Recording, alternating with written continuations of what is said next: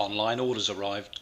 God, it's like Christmas. It is. It's always like Christmas when new bike bits arrive. Unless you're not a biker. If bike bits turn up, well then it's probably not like Christmas at all. Alright, get on with it. Look. Rox Risers. They've arrived. We're going to do the install today. That wasn't complimentary. I just made that. That's my coffee. Kit Kat.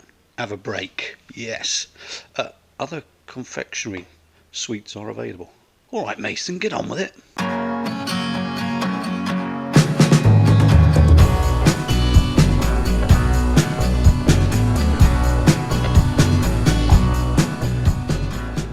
Okay, so we're going to need a couple of tools to get this job done. Of course, not just a hammer. You know, don't force it. Use a bigger hammer. That rule doesn't apply here. So we've got one tool, yeah, and we're also going to be using these. So we're going to have the Allen key. Once we get inside, take off those little clips with the screwdrivers. Away we go. Let's get the pack open. Okay, so you might see this in the distance flashing away. This is the Drift Stealth remote. It's a real handy thing when you're off-road, or it doesn't just have to be off-road, does it? Any bike riding. You just reach across, push the button, on, off, job done. So I guess the first thing we need to do for these Rox Risers, get yourself a nice small screwdriver. You've got to get that inside here and gently prise these little grommets out. I suppose you call them grommets. Must be. Pretty straightforward. Get all four out. Once we've got all four out. Yeah, once we've got all four out. All right, Mason, be patient. There we go. And all we're going to need is, like I say, the Allen key. We'll undo these. The bars will sit down loose. We just leave them in situ because you've got enough tolerance here in the cables to get this rise of 1.5 inches. So yeah, I'll start getting these undone. Okay, change of tool, not the one sat on the bike, the one in my hand. So I've loosened these off slightly. As you see, when you drop the tension out of those 4 points, the bars are just going to go all loose. And yeah, this is just old school for all of you out there that have done it already, but you know, maybe there's someone out there that is going to fit some Rox Risers. So get all 4 of these out, and then all you got to do is lay the bars back, and we'll do the next bit of the install. Alright, okay, so yeah, that's the bars obviously out. They're looking more like 1980s Renthal drop bars that you might put on your old RD125 LC. Alright, get on with the job, Mason. Okay, so here we go. One of the Rox Risers. That'll go in situ. You're just using the old fixings on top of that. Some people have said they're going to put longer bolts in there. What's the point? You can't move it. So get hold of the originals, stick them back in.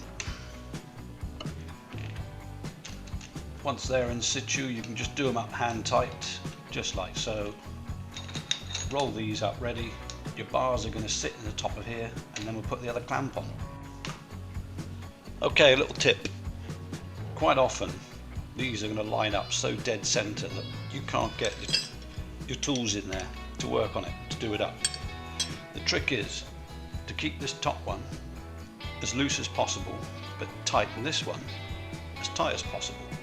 They're going to be a bit of a bastard to move, but you can gently bring them down just off center of this last bolt, which means you can get your tool in to do the final tighten up to make sure that those Rox Risers are clamped down good and solid.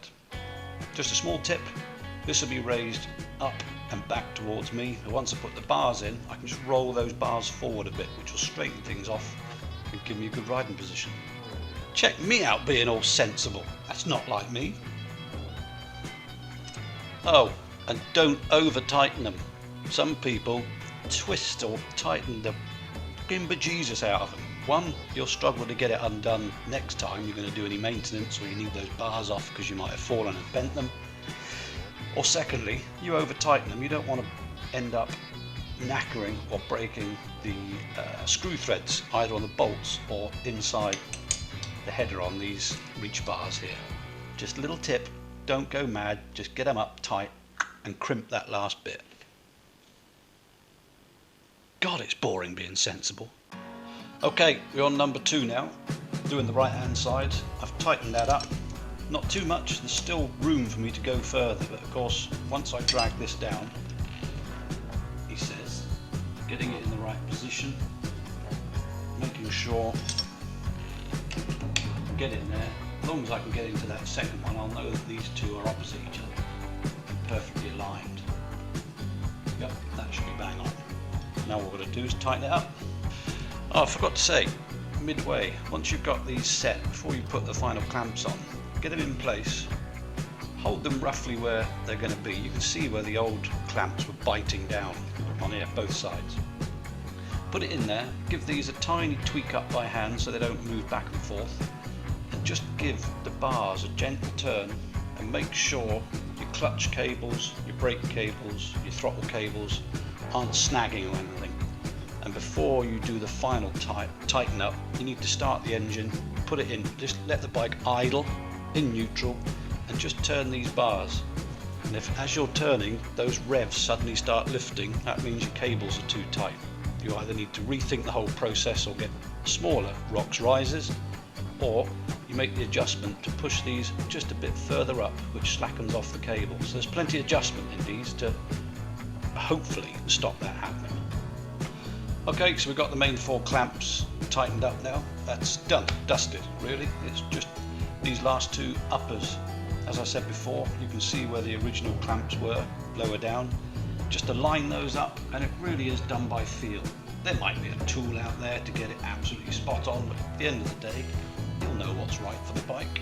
You can get it central by moving the bars left and right, remembering the cables, and just give them a roll until, let's get my hand out of the way, when it feels right for your fingers and the grip on both sides of the handlebars, clutch, brake.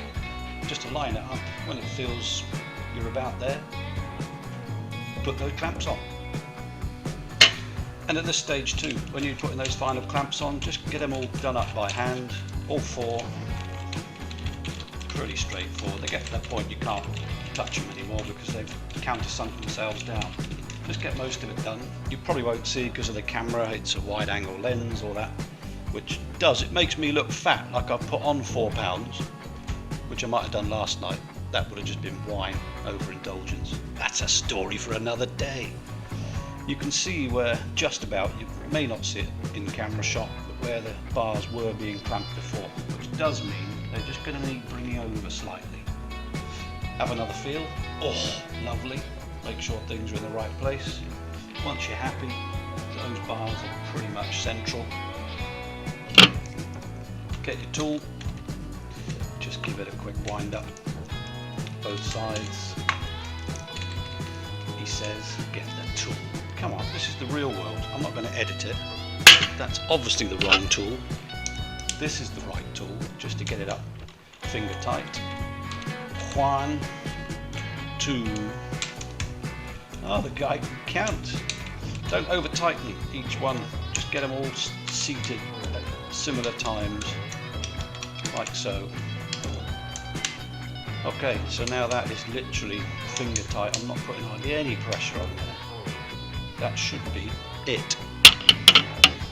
Everything's in place. I've still got a tiny bit of movement in there if I need to roll them. Yeah, I think we're about done. Now I'm just going to tighten them up, make sure everything's in situ, and Bob's your uncle. Or maybe Don Juan de Marco, the donkey slayer. I don't know who your uncle is. Okay, last bit.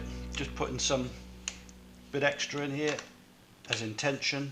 Not much, just thumb on the front of the ratchet. That one's easily enough. It just gives a nice little gentle crack to know you're there. Just go around each one. Sometimes you're just moving it not even a millimetre, because each time you do one, the other one will feel like you can go further. So do them just one at a time, going around until you're happy. Job's a good one. So now all we're going to do is start it up, get the engine into idle, and give those bars a move to see if the engine tone rises at all. If it does, then I've got some adjustments to make.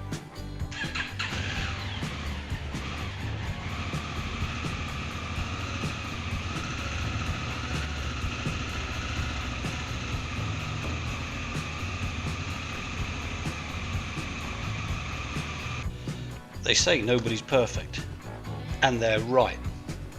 I'm such a muppet. Look, I forgot to put those on. Anyway, what I'm going to do first is take it for a ride, just to make sure I'm happy. If it does need moving, then I'm going to move it, but at the same time, I'm going to put these back in. I can put 2 in, but I can't reach the others, not unless there's a special tool. There's a very special tool sat on this bike for forgetting to put them in the first place. How you doing? But wait, maybe there is a special tool for the job. Yeah, a Leatherman. We get that bad boy sat in there, look. That's been offered up. No need to take the bars off. Get a little stubby screwdriver, a little bit of pressure. Job done. Ah, man, I'm good. All right, Mason, don't get ahead of yourself. So there we have it. Rox Risers installed. Apart from the editing and me making it look like I've done it in 3 minutes, which I won't. Honest, I reckon that's taken me all of 15-20 minutes to do that. Just slowly, taking your time, doing it bit by bit. And of course, there's always other YouTube channels if you're not sure. But yeah, there we go. Rox Risers installed, ready for the next trip out. See you later. Hey, how you doing? I know, she's filthy dirty. But there's method in my madness. There is. This is what you call Mother Nature's sunscreen. It is. Trust me. This bike was absolutely spotless January, February.